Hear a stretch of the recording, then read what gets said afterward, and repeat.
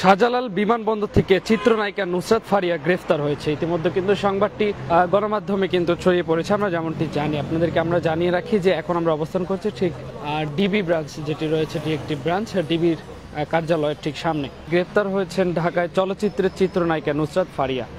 রোববার সকালে হযরত শাহজালাল আন্তর্জাতিক বিমানবন্দর থেকে তাকে গ্রেফতার করেছে ইমিগ্রেশন পুলিশ, আমরা যেমনটি জেনেছি। এবং আপনাদেরকে জানিয়ে রাখি যে শাহজালালের ইমিগ্রেশন পুলিশের একটি সূত্র কিন্তু যেমনটি জানিয়েছে সংবাদ মাধ্যমকে যে বাংলাদেশ বিমানের একটি ফ্লাইটে থাইল্যান্ড যাওয়ার কথা ছিল ফারিয়ার। এ সময় বিমানবন্দরে কিন্তু ইমিগ্রেশন চেকপোস্ট, যেখানে ইমিগ্রেশনের ঠিক তাকে কিন্তু সেখানে গ্রেফতার করা হয়। এবং আমরা আপনাদেরকে জানাই যে নুসরাত ফারিয়ার বিরুদ্ধে রাজধানীর ভাটারা থানায় দায়ের করা একটি মামলায় গ্রেফতারি পরোয়ানা ছিল।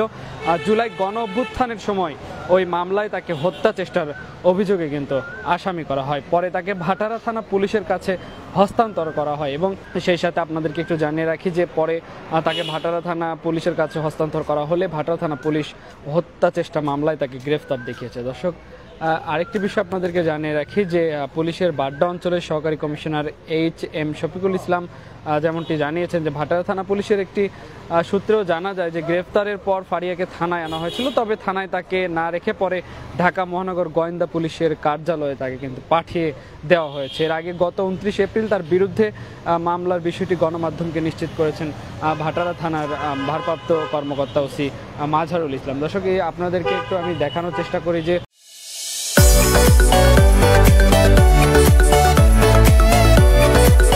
এখানে কিন্তু অসংখ্য গণমাধ্যম কর্মী অপেক্ষা করছে। ঠিক আজকে কিন্তু এই ডিবি কার্যালয়ে নুসরাত ফারিয়াকে আনা হবে, আমরা যেমনটি জেনেছি।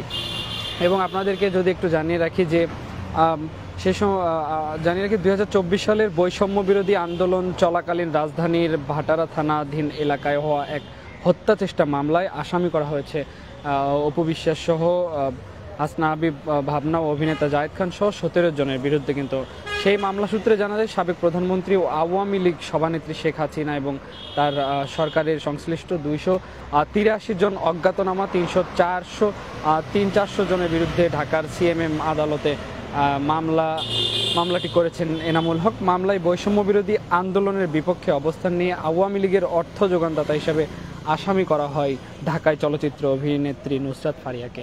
এবং আজকে কিন্তু সেই নুসরাত ফারিয়াকে গ্রেফতার করা হয়েছে শাহজালাল আন্তর্জাতিক বিমানবন্দরে। ঠিক সেখানেই কিন্তু ইমিগ্রেশনে তাকে গ্রেফতার করা হয়। তিনি মূলত একটি ফ্লাইটে অন্যত্র পাড়ি দেওয়ার চেষ্টা করছিলেন।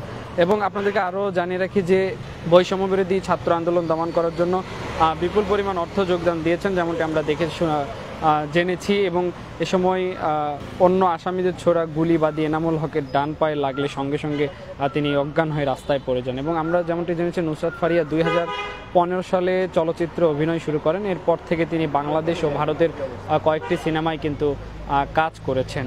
এবং আরেকটি বিষয় আপনাদেরকে জানিয়ে রাখি, এছাড়াও মডেলিং ও সঞ্চালনায় সক্রিয় ছিলেন তিনি। এর পাশাপাশি তাকে সর্বশেষ আমরা জিন 3 সিনেমায় তাকে আমরা যেমনটি দেখেছি যে দেখা গেছে। এবং গেল ঈদে মুক্তি পায় সিনেমাটি, এতে তার বিপরীতে ছিলেন আব্দুল নূর সজল। ছবিটি পরিচালনা করেছেন কামরুজ্জামান রুমান। দর্শক, ইতিমধ্যে আপনাদেরকে একটু জানানোর চেষ্টা করছিলাম যে অভিনেত্রী নুসরাত ফারিয়াকে গ্রেফতার করা হয়েছে কিন্তু শাহজালাল আন্তর্জাতিক বিমানবন্দরে। ঠিক সেখান থেকে কিন্তু তাকে আজকে ডিবি কার্যালয়ে কিন্তু এখানে নিয়ে আসা হবে, সেটি সংবাদ মাধ্যম আমরা যেমনটি জেনেছি। এবং পরবর্তীতে আমরা কিন্তু এই ডিবি কার্যালয়ের ঠিক সামনে এসে আপনাদেরকে সেটি জানানোর চেষ্টা করছি। আপনাদেরকে জানাচ্ছি যে বৈষম্য বিরোধী ছাত্র আন্দোলনের সময় নুসরাত ফারিয়া যে অর্থের যোগদান, ভাটারা থানায় কিন্তু তার নামে একটি মামলা করেন এনামুল হক, সেই মামলার অভিযোগে কিন্তু তাকে গ্রেফতার করা হয়। তিনি মূলত দেশের বাইরে চলে যাচ্ছিলেন। ঠিক সে সময় শাহজালাল আন্তর্জাতিক বিমানবন্দরে তাকে আটক করে ইমিগ্রেশন বিভাগে যারা রয়েছিল তারা।